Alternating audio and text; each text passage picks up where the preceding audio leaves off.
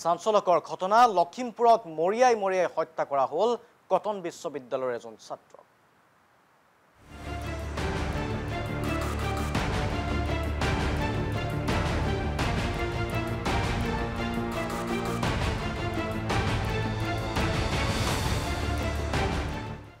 ঘটনাক কেন্দ্ৰ কৰি এতিয়া লখিমপুৰত ব্যাপক উত্তেজনাৰ সৃষ্টি হৈছে। এজাহাৰৰ পাছতো আৰক্ষীয়ে গুৰুত্ব নিদিয়াৰ অভিযোগ উঠিছে। মৃত ছাত্ৰগৰাকী হৈছে নৰাগাঁৱৰ চন্দন হাজৰিকা, এগৰাকী মেধাৱী ছাত্ৰ। মেধাৱী ছাত্ৰজনক মৰিয়াই হত্যা কৰাৰ অভিযোগ উত্থাপন কৰিছে পৰিয়ালৰ লোকে। 21 জুলাইত সংঘটিত হৈছিল এটা ঘটনা। এজন বন্ধুৰ সৈতে পাৰ্টি খাবলৈ গৈছিল চন্দন। পাৰ্টিত কাজিয়াত লিপ্ত হৈছিল চন্দন আৰু আহত চন্দনক ঘৰলৈ লৈ আহিছিল বন্ধু ভাৰ্গৱে। তাৰ পাছত চন্দন অসুস্থ হৈ পৰে। ৰাতিপুৱা চিকিৎসালয়ত ভৰ্তি কৰোৱা হৈছিল চন্দনৰ পৰিয়ালৰ দ্বাৰা, কিন্তু চিকিৎসালয়ত মৃত্যু হয় চন্দন হাজৰিকা। তাৰ পাছত পানীগাঁও আৰক্ষী থানাত এজাহাৰ দাখিল কৰিছিল পৰিয়ালে, কিন্তু ঘটনাটোক দুৰ্ঘটনাৰ ৰূপ দিয়াৰ আৰক্ষীয়ে চেষ্টা চলাইছে বুলি অভিযোগ উত্থাপন কৰা হৈছে। চন্দন হাজৰিকা কটন বিশ্ববিদ্যালয়ৰ এগৰাকী ছাত্ৰ, ঘৰ লখিমপুৰত। বন্ধুৰ সৈতে পাৰ্টি কৰিবলৈ যোৱাৰ পাছতে আঘাতপ্ৰাপ্ত হৈছিল। পৰিয়ালৰ লোকে সেইবাবে বন্ধু ভাৰ্গৱৰ ওপৰত সন্দেহ প্ৰকাশ কৰিছে।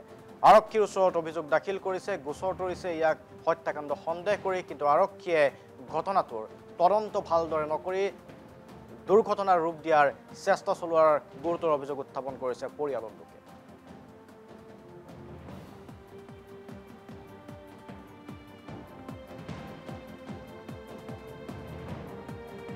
তাৰ পাছতে আৰক্ষীৰ বিৰুদ্ধে ক্ষোভ দেখিবলৈ পোৱা গৈছে,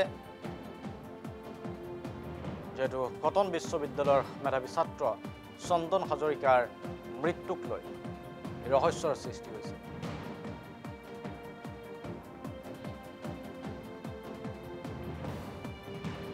আৰু আৰক্ষী থানাত গৈ স্থানীয় লোকসকল উপস্থিত হৈছে, অসন্তুষ্টি ব্যক্ত কৰিছে। চন্দনৰ পৰিয়াল, শুভাকাংক্ষী বা অঞ্চলবাসীৰ দাবী, হত্যাকাণ্ডৰ দৃষ্টিৰে আৰক্ষীয়ে তদন্ত কৰক আৰু প্ৰকৃততে ঘটনাটো কি হৈছিল। 21 জুলাই নিশা চন্দনৰ সৈতে কি হৈছিল, পাৰ্টিত কি হৈছিল, সেয়া সকলো পোহৰলৈ আনক।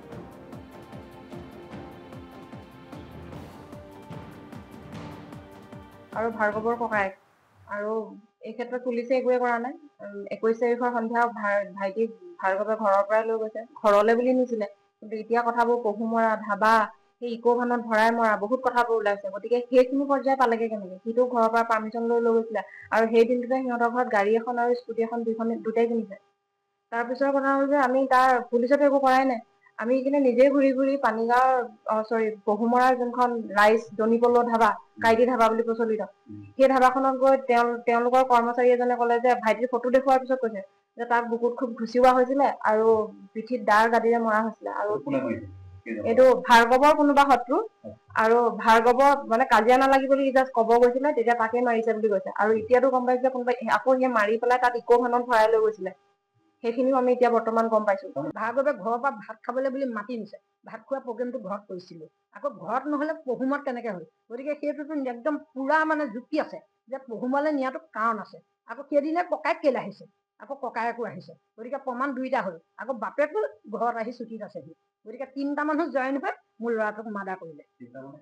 এই বাপেক আৰু পিতেক দুইটা, বাপেকৰ নাম ঘন দাস, পিতেক ভাৰ্গৱ দাস, আৰু ককায়েক হেৰি, এই তিনিওটাই নি একদম মুঠতে লাষ্টত মোৰ কপাল ভাল, ল'ৰাটো যেনিবা ঘৰ পালেহি।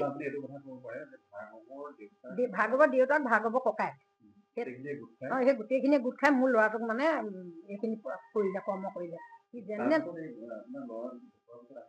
মোৰ ঢুকোৱাৰ পাছত একদম নাই, ইহঁতি ফোন কৰিছে, ফোন নধৰে। তাৰপৰা সি ফোন কৰিছে 22 বাৰ কৰিছে। তাৰপৰা 23 নম্বৰবাৰ মাকে ধৰিছে, বোলে আমাৰ মায়ে ভাৰ্গৱক সুধিবলৈ খুব মন কৰিছে, ভাৰ্গৱক লৈ আনকচোন, আমাৰ মাক কি হৈছে কফি। তাৰপৰা তেতিয়া ভাৰ্গৱ বাপেক, মাক আৰু গাঁৱৰ মানুহৰ সৈতে লৈ আনিছে।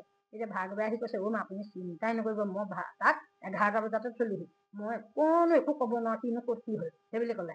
তাৰপৰা আমাৰ খুৰীয়েকজনীয়ে কৈছে, ভাৰ্গৱ তই ক দেই, নহ'লে তই কিন্তু ভালকে নমৰ, আকৌ সঁচা কথা ক, চন্দনে তোক মৰিবলৈ ভালকে নিদিব, তই আনিছ আকৌ এনেকে এইটো সঁচা নে মিছা বাৰু। তেতিয়া আকৌ ইয়াই ভিতৰলে মাতি নি, নহয় সেইটো মিছা কথা ক'লো মাহঁতৰ আগত, এই মুঠতে মোৰ লগতহে চন্দন এক্সিডেণ্ট হ'ল, মোৰ লগতহে চন্দন হৈছে। তাৰ পাছত ককায়েকক আনিবলৈ হেৰি নাই যোৱা, এনেই আগৰখিনি মিছা কথা। গতিকে চব ধৰা পোৱাৰ কাৰণেহে আমি আকৌ কেছখন দিবলগীয়া হ'ল, নহ'লে আমি দেখোন পোষ্টমৰ্টমো কৰিলোহেঁতেন, আকৌ ভাৰ্গৱক সন্দেহো নকৰিলো, ল'ৰাটোক চালোহেঁতেন, ভাৰ্গৱৰ ঘৰৰ পৰা আহিলো মা হ'ল বুলি, একো মানে ভাল পাওঁ দেখিহে নকৰিলো।